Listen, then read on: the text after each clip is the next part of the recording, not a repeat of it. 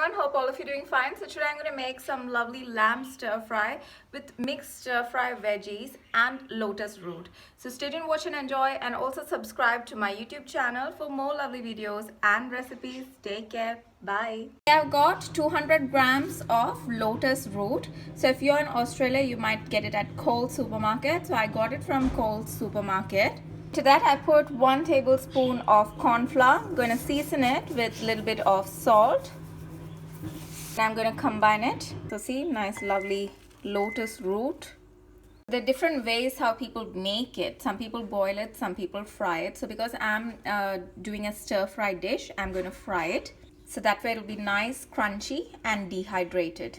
Now once that's done, I'm going to heat a pan with some oil and we can deep fry it. Here we are. I'm heating a pan with some oil just until it's lightly golden brown. There we are. So we can fry these babies up.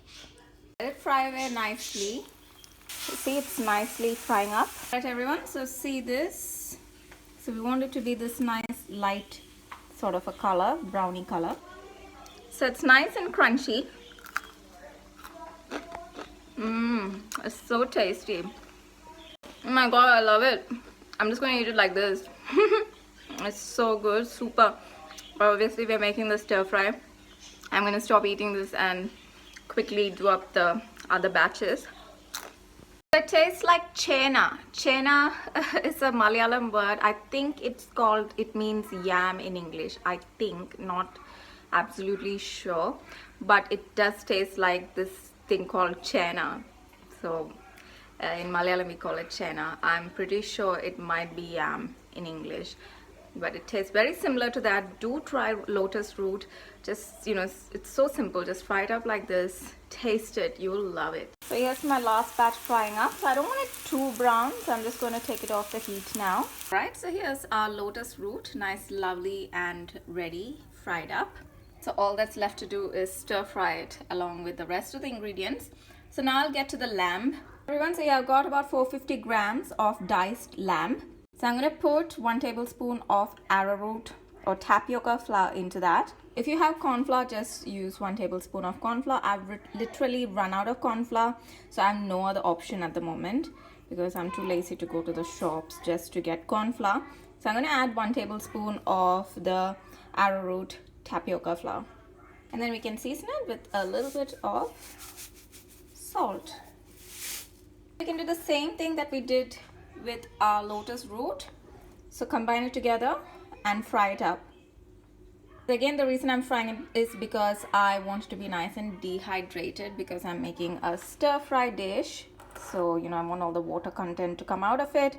So if you use tapioca flour, you'll find that it's much more sticky. It's got more combining power. It's more starchy compared to corn flour, which is little less in intensity, I would say. You got to add a bit more to equal. Like if you add, you know, 1 tablespoon of corn flour, half a tablespoon of tapioca flour would be enough to equate to that. But I still went ahead and added in 1 tablespoon of tapioca flour into this because, you know, it's meat.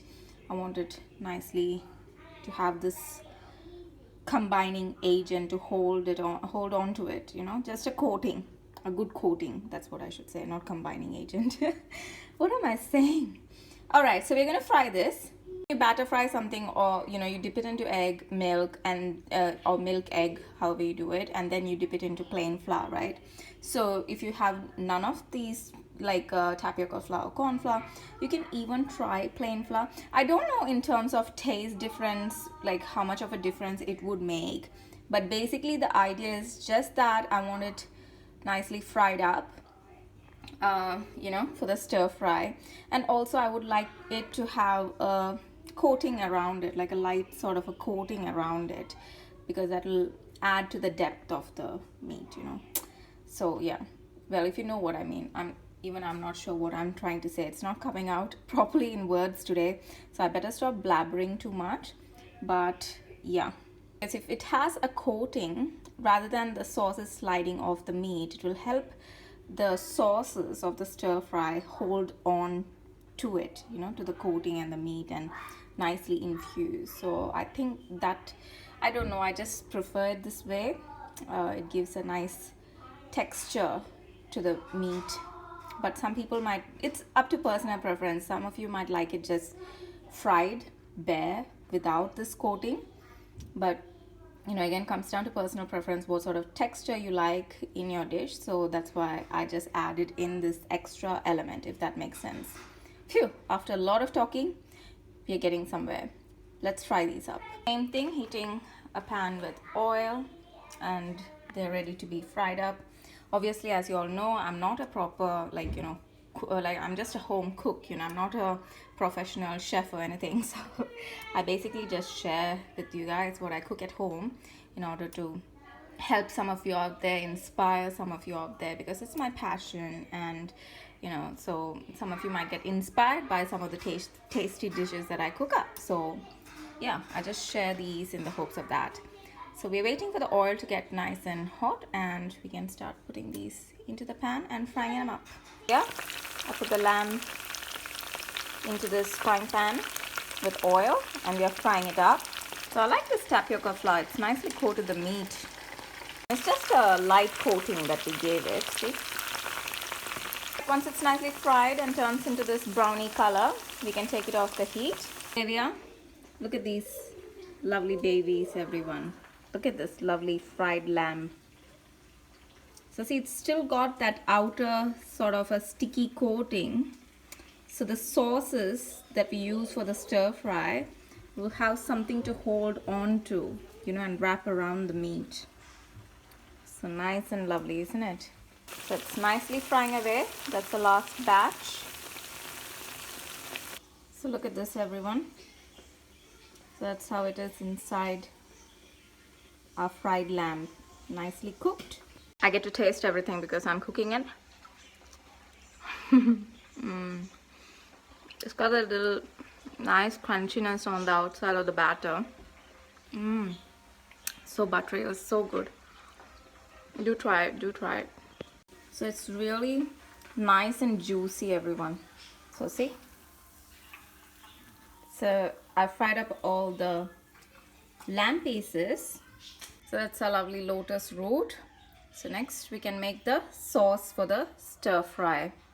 So in order to make the sauce and stir fry everything, you need a large deep bottom pan or a wok. And then the oil that I used to fry up the lotus root and the lamb, I'm just going to take about 2 or 3 tablespoons and use that for frying. So there we are, just that much of oil. Or you can even reduce the quantity. It's up to your personal preference, but I just want everything to nicely stir fry. Just going to quickly chop up 1 small onion. So I chopped up the onions, and also in this dish I'll be using canned capsicum. So that's 125 grams. You can use fresh capsicums if you prefer that and if it's available to you. So just thought I'll mention that. So we can start frying up the onion.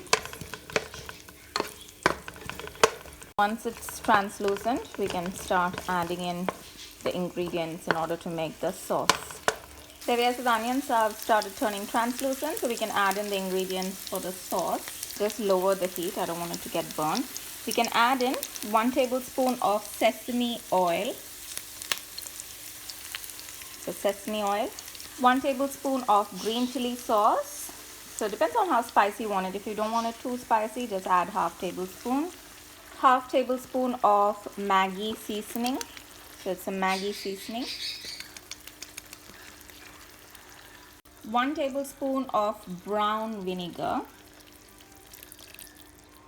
1 tablespoon of sweet soy sauce. 1 tablespoon of sweet chili sauce. So the sweet sauces that I added in, you can adjust it according to your personal preference. If you don't want it too sweet, don't add the quantity I did. Reduce the amount. I'm going to add in about half teaspoon of fish sauce and 1 tablespoon of light soy sauce. So this is a salty one. And 1 tablespoon of garlic paste. We added in the green chili sauce. If you want it more spicy, you can go ahead and add in red chili sauce as well. Alright, so let's turn the heat back onto high because I'm happy with this. Let's give it a good toss around and see if anything else needs to be added. So let's Let it just cook up nicely. Smells really nice. If you have oyster sauce, add a little bit of that into it too. I don't have it at the moment, so I just left it out, but this should still taste pretty good. Look at it. Doesn't look that flashy in terms of color right now, but just wait until we add in all the other ingredients and combine it, especially when we add the mixed veggies into it to give it that color. But the aroma is so good in my kitchen at the moment. Once the dish is done, if you want light gravy, you can leave it as such, but if you want a thicker gravy, you can make a corn flour mixture. So mix about 1 teaspoon or so of corn flour, 1 to 1.5 teaspoons of corn flour with some warm water, dilute it in the water, and you can pour it, not now, but once you add in all the the lotus root, the meat, the veggies, everything is cooked at the end. Or you can leave the gravy light and simple as such. So that's also up to your personal preference. Now since it's coming to a boil, I'm going to add in the capsicum. There goes the capsicum. Again, go ahead and add in the mixed veggies. So there's carrot, cauliflower and broccoli. The quantity is up to your personal preference, because some people prefer more veggies, some people prefer, they don't like veggies. So it's up to your personal preference how much or what veggies you choose to put in there. So any stir fry veggies will be good. Also going to season this with a little bit of cracked black pepper. There we are. So let it fry up. Meantime, while the veggies are cooking away, I'm just going to cook some rice. Here's the rice. I placed it off into the rice cooker. Nothing flashy, just 1 cup of rice, 2 cups of water, salt, and 1 tablespoon of coconut oil. Normally I put ghee when making rice, but today I'm trying something different. That's why I put coconut oil instead. And I seasoned it with a little bit of salt, if I didn't mention that before. Once the veggies are nicely fried, we can add in the lamb and the lotus root in along with the stir fry. There we are. It's looking nice and lovely. The gravy is completely evaporated and you want some gravy, feel free to add in some water. But because it's stir fry, I'm just keeping it semi-dry. But look at this, everyone. Toss it up nicely. Even, if you're using fresh ingredients, and if you're using carrot, like cook the carrot first, because the broccoli cooks faster. So cook the carrot, halfway through, and then add in the broccoli, cauliflower, then broccoli. I just used the frozen veggies today. Because of that, normally yes, of course we prefer fresh, but because it was not, I couldn't go shopping, to be honest, so that's why I used the frozen veggies. So because it's the frozen ones, their cooking time is different, they cook faster. So it's up to your personal preference, but if you use the fresh ones, it will take. But then if you like the crunch in the carrot, you can put everything together and then you'll get that crunch, which sometimes I like carrot to have cooked but still crunchy. So this is ready. So depending on how much gravy you want, you can adjust the water, taste, check the flavor. If you want it dry, leave it dry. It's all up to your personal preference. We can plate it up. Don't let the pan get dry. Add in a little bit, tiny bit of water if it gets dry. So see, nice and lovely. Now it's ready to be plated up. The reason I said not to let the pan get dry is because if it gets dry, it will start burning at the bottom. So we don't want that to happen. So we want it to remain nice, lovely and juicy like this. See, lovely, steamy stir fry. I'm just waiting for the rice to cook up, but I want to give it a little bit of egg flavor. So here I'm heating a pan with a little bit of oil. I'm going to crack and put 4 eggs into that, and then we can season it with a little bit of salt and cracked pepper. Then once it starts spluttering like so, we can start scrambling it.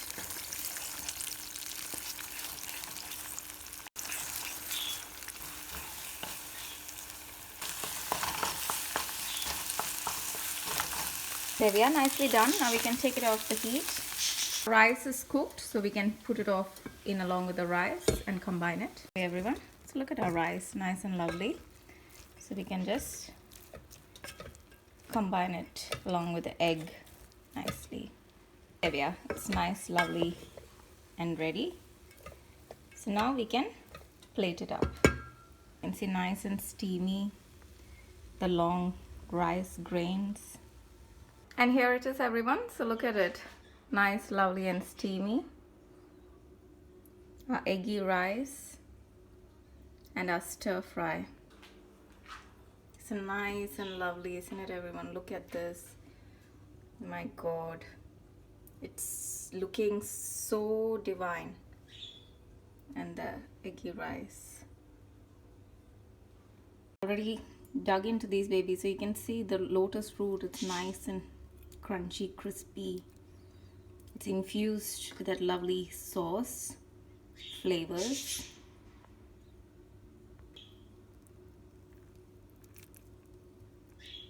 This lamb.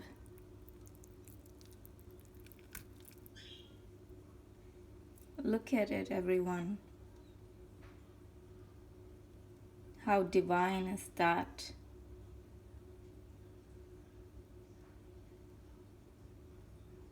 So you can see that the sauce is nicely coated on. See?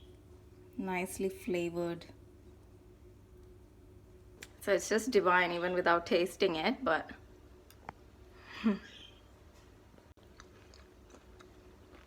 the lotus root is nice and crispy and crunchy. Oh my god, it's so good. Oh, and the flavors infused onto the lamb. It's amazing.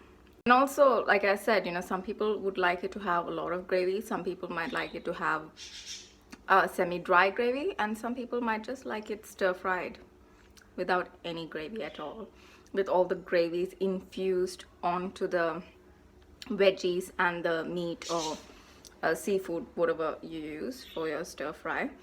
So in my case, I left it sort of dry, but not completely dry. It was still sticky. Like I told you, I didn't let the pan dry out completely, but it does not, I can't say it does have a semi-dry gravy or anything like that, because it's you know, I didn't leave much room for gravy.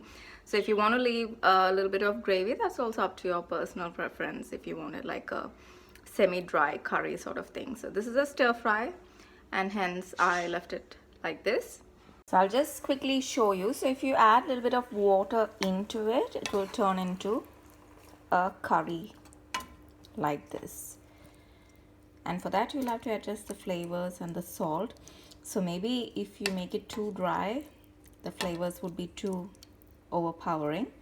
So at that time, in such instance, you can add in a little bit of water. So until you get the taste right, you know, and the balance, and depends on how much gravy or how dry you want it as well. So just wanted to show you. Normally using fresh veggie is going to be the best option, but because I have all these frozen veggies lying in the freezer and it's just taking up space, so I thought before I buy more fresh veggies, I'll just wait to finish up the frozen ones. So normally frozen veggies I put along with noodles or rice or things like that when I cook noodles or rice. Or it's handy, you know, it's just there if you need, or if you feel like having veggies and you run out of fresh veggies, it's just there, but it's taking up a lot of space, so I thought I'll just use that. So this dish is good as a curry as well as a stir fry. So you can add gravy, semi-dry gravy, or completely dry it out, but you'll have to adjust the taste accordingly. and the flavors and the sauces, depending on how much gravy you're thinking of adding or minusing to this dish. Nevertheless, it's a nice, lovely and flavorsome dish, whether you want it with gravy or without it. There we are. So this is how it looks like with the gravy. But in order to conclude the video, I recorded the conclusion video when it was semi-dry. Just added in a little bit of water in order to show you how it looks like when we added the gravy. So my conclusion would be where I just left it semi-dry on this video segment, but just showing you that you have an option to make it like this too. Here it is, everyone. Our lovely lamb, lotus root and mixed veggie stir fry is ready, as well as our eggy rice. Subscribe to my YouTube channel for more lovely videos and recipes. Take care. Enjoy. Bye.